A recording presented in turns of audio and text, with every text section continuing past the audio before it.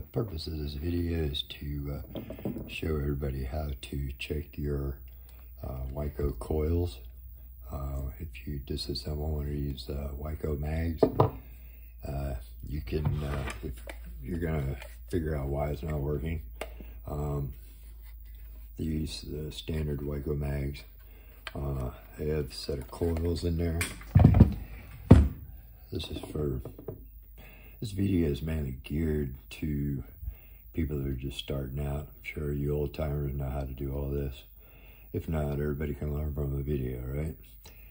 Okay, main purpose of this video is to show you how to check the coils in a WICO mag. So first thing to start out with is a multimeter. You can get these at Harbor Freight for like 10 bucks or something, cheapies. What you want to do is put your meter in the ohm scale. You have your 2 meter leads. If you connect them together, you notice it goes all zeros. That means we have continuity between these two wires. In other words, both wires are touching. There's a completed circuit. So what we're going to do is we're going to check the coils on these using a multimeter. The first thing that I usually do is I will check the primaries. The lower terminals on the base, those are your primaries. Each one has 2. Each coil has 2. Your secondary is actually the large tabs that are on the coils. There's usually one on each side. This one's missing. This one I had to replace. There also is 2 connections here, 2 stiff wires that come out the ends of the secondary, and these 2 are connected together with a jumper wire when it's in the unit. So when you pull it out, this jumper wire will usually be there. Just go ahead and take it off. You can leave it on there and check it, but I found that usually there's a lot of corrosion in here. It builds up and you won't get a good reading. So I take those off because you're gonna clean these up anyway and put new wire in there. Okay, so like I said, first thing to check is your primaries. So let me get you set up here where you guys can see what I'm doing here.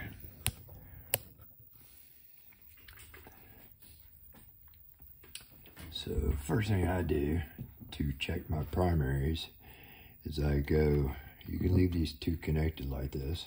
It won't affect your readings because there's no real connection between the 2 other than this wire, and it doesn't really matter. So I just take my 2 meter leads and go between both sides, reading the coil itself. So I go from one point to the other point. And the meter is reading about 1.4, 1.5 ohms is on the primary. Now, I know these coils are good, so that's a good reading. I do the same on the other coil. Read your primary. Make sure you get a good bite into it where you get a good connection. And I have 1.3, 1.4, the same. It'll fluctuate between 1.2 and 1.7, but just as long as you have within that range, you're going to be good. Next thing I check is I check the primary to the secondary, which is like, again, where that pointed stiff wire comes out at. And I'll go to one side of my primary and that stiff wire. And if you'll look at the meter, you'll see it says OL. What I say is out of luck, no connection, which is really lucky when you're checking these. But so it says out of luck, so there's no connection between the primary and the secondary. We do the same thing to the other one. Go primary, and it doesn't really matter which side you go. It's just a big ball of wire. You can go to the secondary. This one is OL too. you'll see on the meter. Okay, now the next thing that I check is my secondary. And I go from one side, which is the large, what I call a button terminal. You can go between there and that stiff piece of wire that is coming out on the other side of the coil. We'll sit here, and the meter stopped at 4.18, which is 4,000 ohms, I do believe.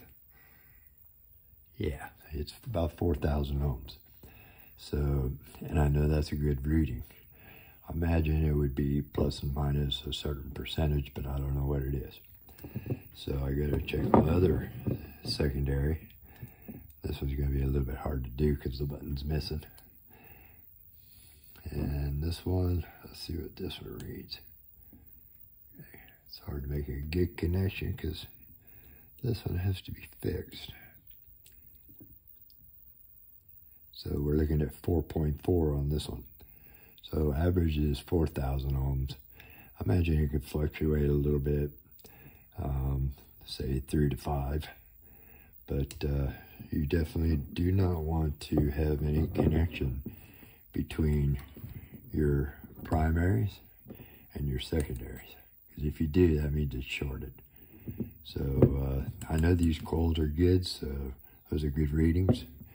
I have another set down here. This is another set. We'll go ahead and check these two while we're at it. Again, you read your primaries. Just always make sure that you're getting a good connection. Yeah, there might be grease, oil, whatever in here, but always make sure you get a good connection. Okay, this one's 1.543, so that's a good coil. It's going to fluctuate some, that's normal.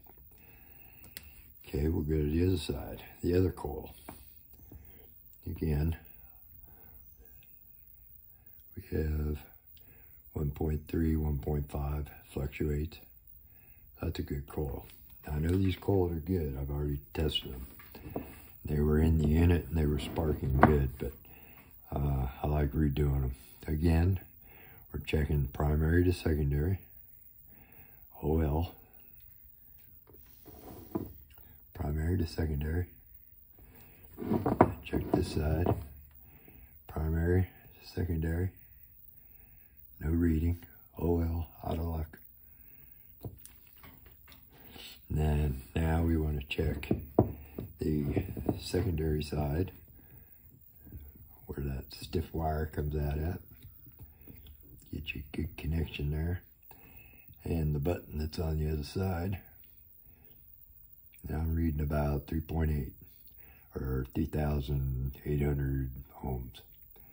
So, and it's pretty close. That one was 4, I believe, and this one's 38, so pretty close.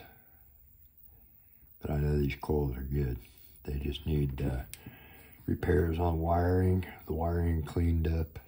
But the coils are still good. They'll last a while. I got to put a new button on this one.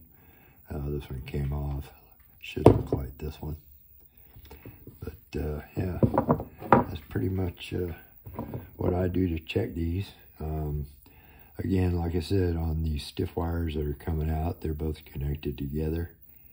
They make a connection there. And make sure those are cleaned up really good for you. Because if you look really close, I don't know if you can see it, but there's a little bit of green corrosion in there. You got to get that corrosion out. Get a good connection on there. Clean these up really well. Again, those are the stiff wires that come out because you have a wire that goes from here to here to make the connection to where the secondary is complete between the two. Yeah, they don't look good, but they are good. They're good coils. They haven't been damaged internally. They've been around a while, so they ought to last. So, like I said, check your primaries, then check your primary to secondary, and then check your secondaries. And that's the best way to check your coils. Pretty easy to do, not hard. Again, learn to use your multimeter.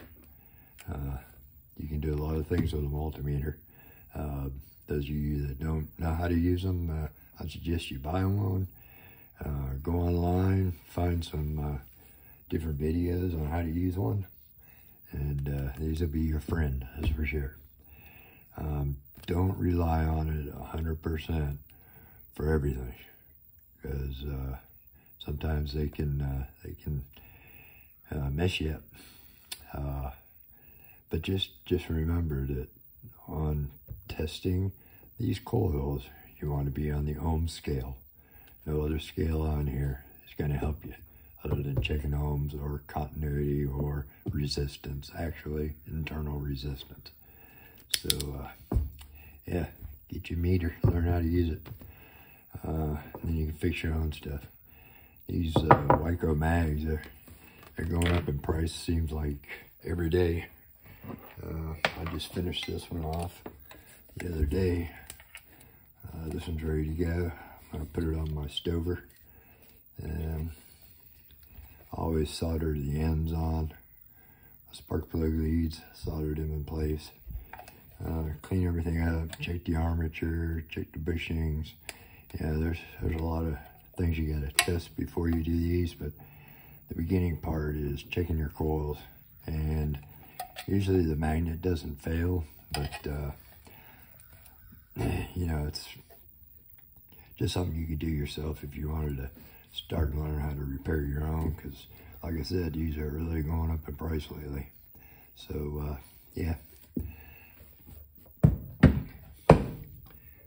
Okay, well, that's it for today. If you got any questions, comments, leave them down at the bottom.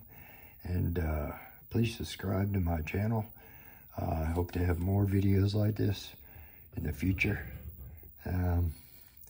Everybody can learn something, even beginners. So hope this helps out. I hope you guys understand the way I was showing you how to check these. And it's not really that hard. It's not rocket science. So I hope this helps somebody. I appreciate it. Y'all have a good day.